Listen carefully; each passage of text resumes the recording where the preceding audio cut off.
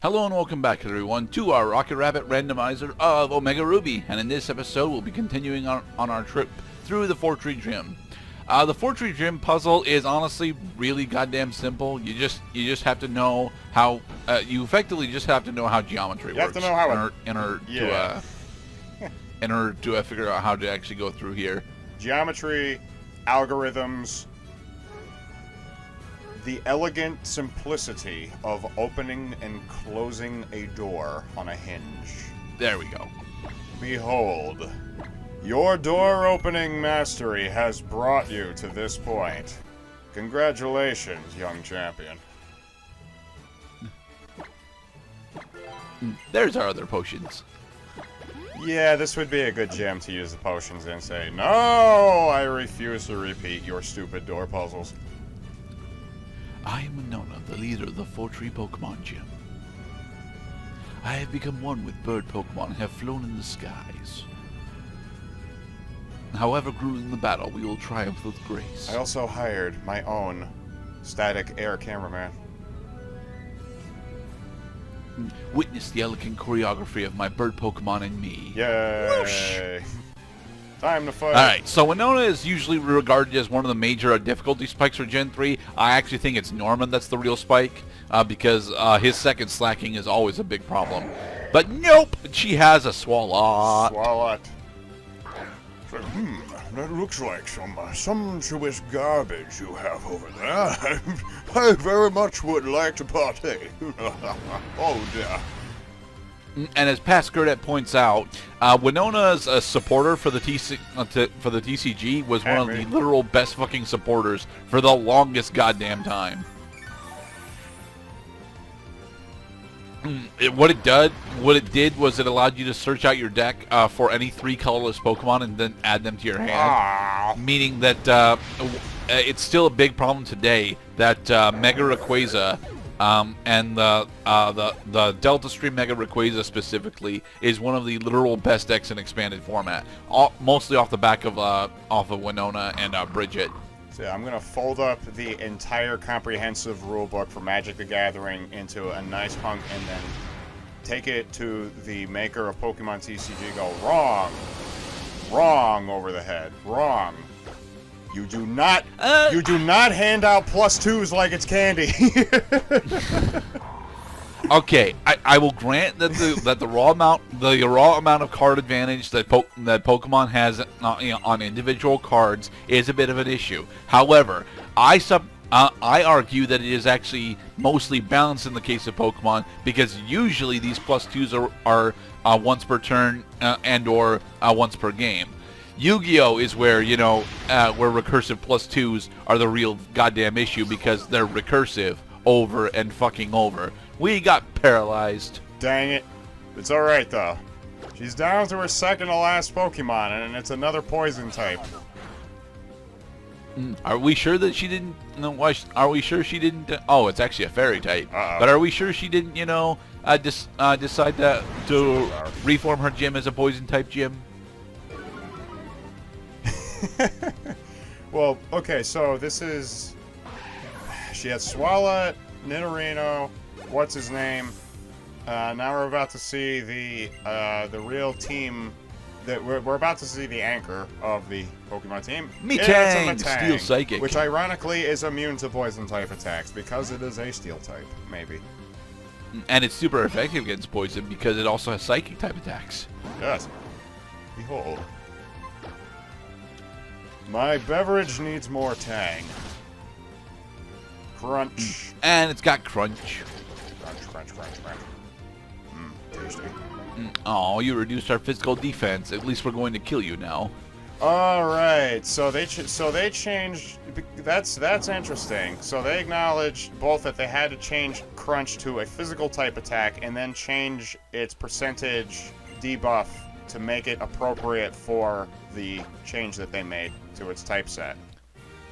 Right. But it still functions just as it had before, because the debuff corresponds to the type of damage it deals. Right. Which is awesome. Yay! We got the 4-tree badge. It is a wing. It is the feather badge.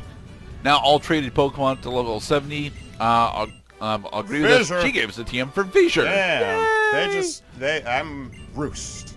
And it was supposed to be Roost, but, you know, Fissure is better than Roost, at least for me. I'll teabag that fissured Pokemon, and I'll remind his trainer why he should be more careful.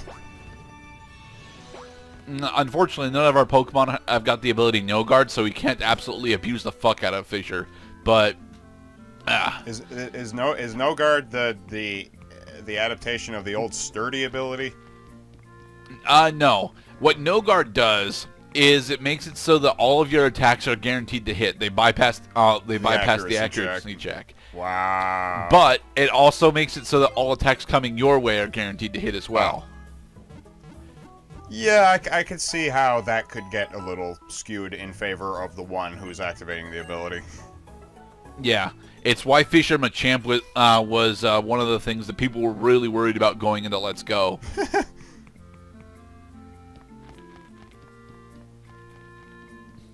Climbing trees. So the Fortree also is supposed to be the place that reminds you, of course, by having a secret power vendor, that, yeah, you should probably give Secret Power a try. No, it is for secret bases, and I can't do most of the online stuff anyway, so I'm ignoring secret bases. Still, it's good. It's good that the game is. Hey, Togetic. It's good that the game is reinforcing the nuanced game options that it had invented for you. And go. So, how many trainers do you think we actually skip on our way to the next city? Because that's one. There's a lot of trainers. I remember this route. There's two. A lot of trainers on this route. You're gonna skip 3 more trainers. Oh, you're locking in at 5? No, I'm saying that. Okay, that's trainer 1, right? So you skipped her. Okay. That's trainer 2. You skip 1 more trainer. Skip 1 more trainer. There. No, that is a wild Pokemon. Hey, we found a Zinc. Woot. Zinc. That's an element. It's actually a vitamin in this game, though.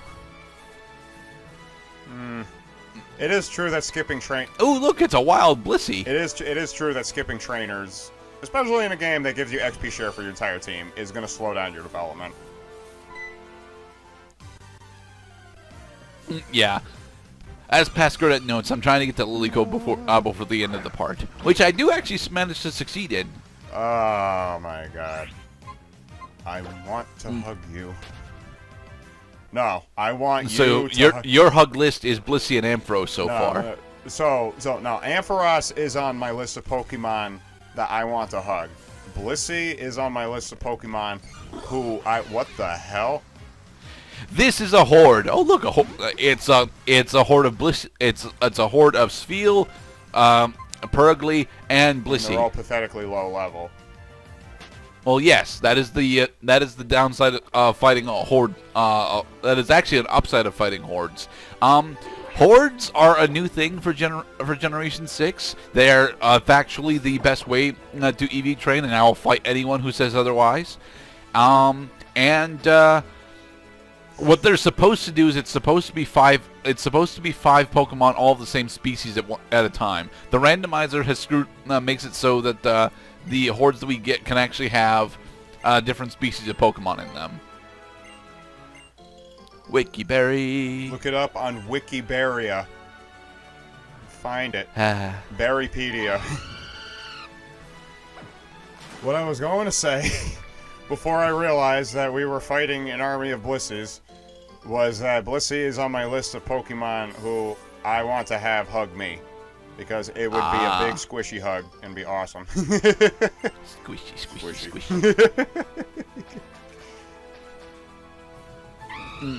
Up there is actually one of the zones where one of the 3 Reggies hides out. I think that one's Reggie Steel. Yep. I'm not sure though. And the I think one of the other ones is located near Mount Pyre. Away with you, Hexmaniac!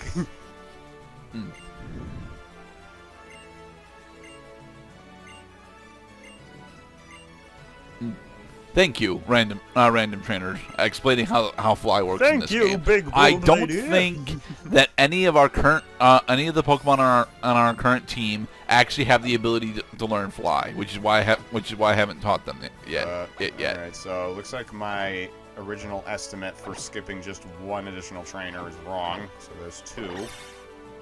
HP up. Finding the wild vitamins is honestly pretty nice, but it's stuff that I don't actually use all that often. They should. Hey, They should make those items more plentiful early game. They're EVs in a can.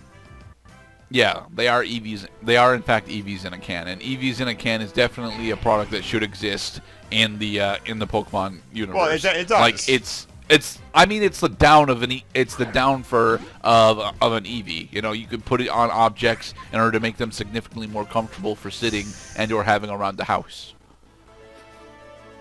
All right, listen up, fan club. We're going to Mount Pyre, and we're gonna take pictures. Actually, they're looking for the colored orbs corresponding with Kyogre and Groudon. Yeah.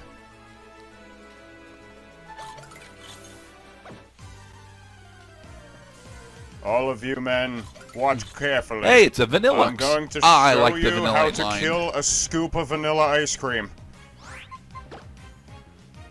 Actually, it's a doubled sundae, so there. Double the fun. Carbos.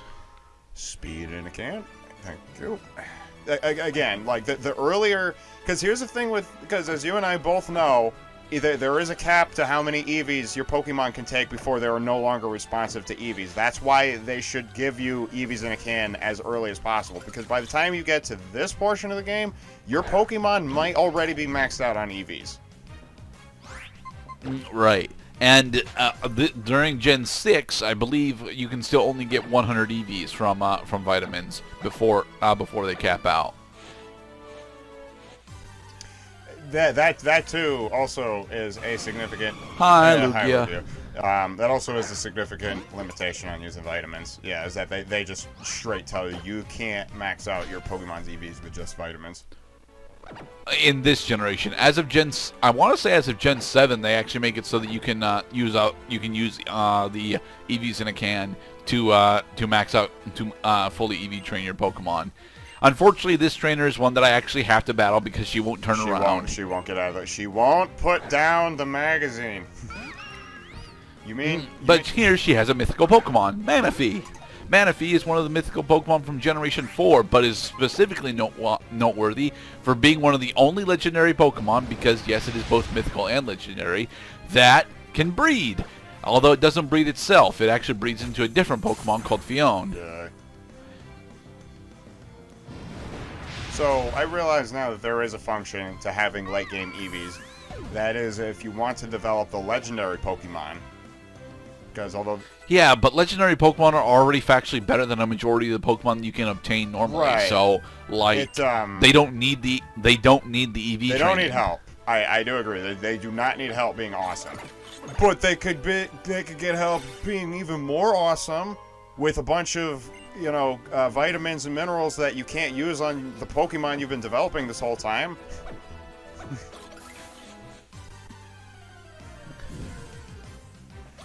Another Vanillux. I like this Pokemon. Vanillux is pretty cool. Honestly, Vanillux's big problem is that he's too slow. If he had 10 more speed EVs over physical defense, then it would actually 10 more base speed over physical defense, it would probably actually be a really good ice type attacker. As it stands, though, too slow. I thought that was a Move Tutor's house. Nope, that's just a random NPC's house. But in the next episode, we will continue on exploring throughout Lily Cove, because we have successfully made it to Lily Cove. And, actually, I think the next major stop for us is Mount Pyre. I don't remember. It's been almost a full year since I recorded this. Be safe, everybody.